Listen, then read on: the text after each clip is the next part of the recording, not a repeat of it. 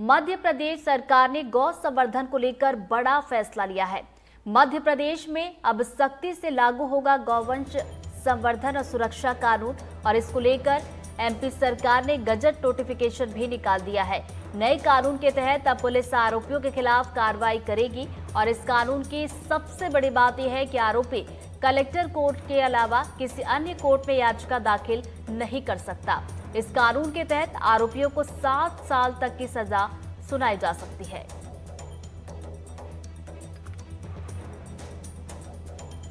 तो देखिए, गौ संवर्धन को लेकर सरकार ने बड़ा फैसला लिया है। सख्ती से ये कानून लागू किया जाएगा और एमपी सरकार ने इसको लेकर गजट नोटिफिकेशन भी जारी कर दिया है। तो देखिए, अब ये जो नया कानून होगा इसके तहत आरोपियों पर सख्त कार्रवाई की जाएगी और कलेक्टर कोर्ट के अलावा किसी और कोर्ट में इसमें सुनवाई भी नहीं होगी। तो गौ तस्करी में शामिल वाहन भी राजसात किए जाएंगे। और इसी खबर पर ज्यादा जानकारी के साथ हमारी सहयोगी अमृतांशी हमारे साथ जुड़ गए हैं। सीधा हम रुख करेंगे। अमृतांशी, सरकार की तरफ से एक बड़ा फैसला लिया गया, अगर इस बड़े फैसले की बड़ी बातों की बात की जाए तो क्या क्या रहेंगी?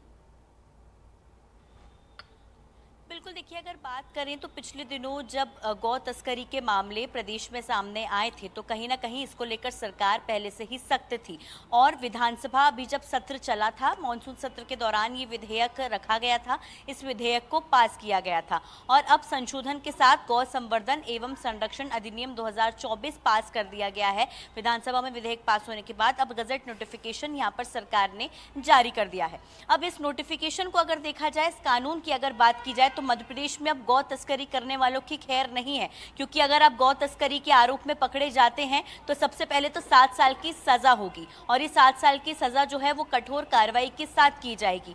इसके अलावा बहुत आसानी से छोटे मुचलके पर या फिर जो आसानी से जो लोग छूट जाते हैं, कई बार हमने देखा है कुछ अपराधों में, अब वो भी नहीं होने वाला है, क्योंकि यहाँ पर किसी कोर्ट में नहीं बल्कि सिर्फ कलेक्टर कोर्ट में ही याचिका जो आरोपी हैं वो तमाम आगे की कार्रवाई को लेकर लगा सकते हैं। क्योंकि कई बार ऐसा देखा जाता है कि बहुत आसानी से लोग जो है वो एक तरीके से हम कह सकते हैं कि कानून तोड़ते हैं और उसके बाद बहुत आसानी से उनको रिहाई भी मिल जाती है। तो इसी कारण यहाँ पर ये साफ कर दिया है कि आसानी से आप कोर्ट में जाकर आप मुचलके पर अपनी जमानत नहीं करवा सकते हैं।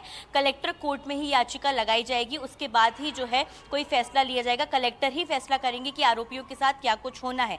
इसके अलावा जो गौ तस्करी में वाहन होते हैं, अगर वाहन जो है वो गौ तस्करी करते हुए पाए जाते हैं तो इन वाहनों को राजसात कर लिया जाएगा, यानी कि वन अधिनियमों के तहत इनको जब्त कर लिया जाएगा और उसके बाद जो मालिक होंगे उन पर तो कार्रवाई होगी ही, लेकिन जिनकी भी संलिप्तता इस पूरे जो है हम एक तरीके से कह सकते हैं कानून उल्लंघन में पाई जाएगी, उन सब पर भी कड़ी से कड़ी कार्रवाई होगी। और नए नियमों के तहत यहाँ पर जो है वो प्रशासन तो इन्वॉल्व रहेगा ही कार्रवाई में, लेकिन पुलिस भी इस पर जो है वो कड़ी कार्रवाई करती हुई नजर आएगी। 7 साल की सजा रहेगी। अब कलेक्टर ही जो है अपनी कोर्ट में तय करेंगे क्या कुछ कार्रवाई होनी है। इसके अलावा अगर देखा जाए तो वाहन को भी राजसात कर लिया जाएगा। ये कानून कहीं ना कहीं काफ़ी कड़ा कानून जो है वो विधेयक के तौर पर लाया गया था, अब इसको पास किया गया है, गजट नोटिफिकेशन जारी किया गया है, क्योंकि ये मोहन सरकार साफ कर चुकी है कि गौ संवर्धन उनकी पहली प्राथमिकता है।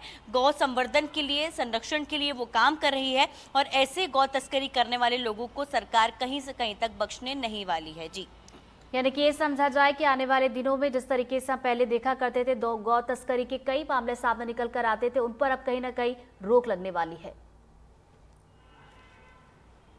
बिल्कुल, देखिए, जाहिर तौर पर हालांकि पहले जितने मामले सामने आते थे, सरकार की पहले भी जो सख्ती रही है उसके कारण ये मामले जो है उनमें काफ़ी ज़्यादा कमी आई है, लेकिन कई बार अभी भी देखा जाता है कि छुप छुपाकर जो है वो लोग गौ तस्करी जो है वो करते हुए नज़र आते हैं या फिर गौमांस की तस्करी करते हुए नज़र आते हैं, जो कि अपने आप में काफ़ी ज़्यादा गलत है। क्योंकि जिस तरह से एक कानून तैयार किया गया है, कानून पहले भी था, उसका उल्लंघन किया जाता है, लेकिन अब क्योंकि जो है विधानसभा में ये बात बार बार उठी और इसके पहले कई मामले भी सामने आए, भोपाल के करीब भी आए थे, इसके पहले भी कई और जगहों पर मामले सामने आए थे, तो मुख्यमंत्री मोहन यादव की मंशा थी कि इसको लेकर एक सख्त कानून बना दिया जाए। इसलिए जो है वो एक अधिनियम तैयार किया गया, उसको विधानसभा में अभी हाल ही में विधेयक लाया गया था, उसको पास किया गया। अब सरकार ने गजट नोटिफिकेशन जारी कर दिया है, तो अब नए नियमों के हिसाब से यहाँ पर पुलिस, कलेक्टर, जिला प्रशासन और अन्य जो है जिम्मेदार हैं वो कार्रवाई कर सकते हैं और अब नए नियमों का कड़ाई से पालन किया जाएगा, जिससे कि इन तरह के मामलों पर पूरी तरह लगाम लग सके। जी, चलिए, बहुत बहुत शुक्रिया अमृतांशी आपका तमाम जानकारी के लिए। तो देखिए, एक बार फिर से बता दें दर्शकों को कि यहाँ पर गौ तस्करी के मामले जिस तरीके से हम देखते थे सामने निकल कर आते थे, अब उन पर कहीं ना कहीं रोक लगने वाली है, क्योंकि सरकार ये बड़ा फैसला यहां पर सरकार की तरफ से लिया गया है, गजट नोटिफिकेशन जारी कर दिया गया है।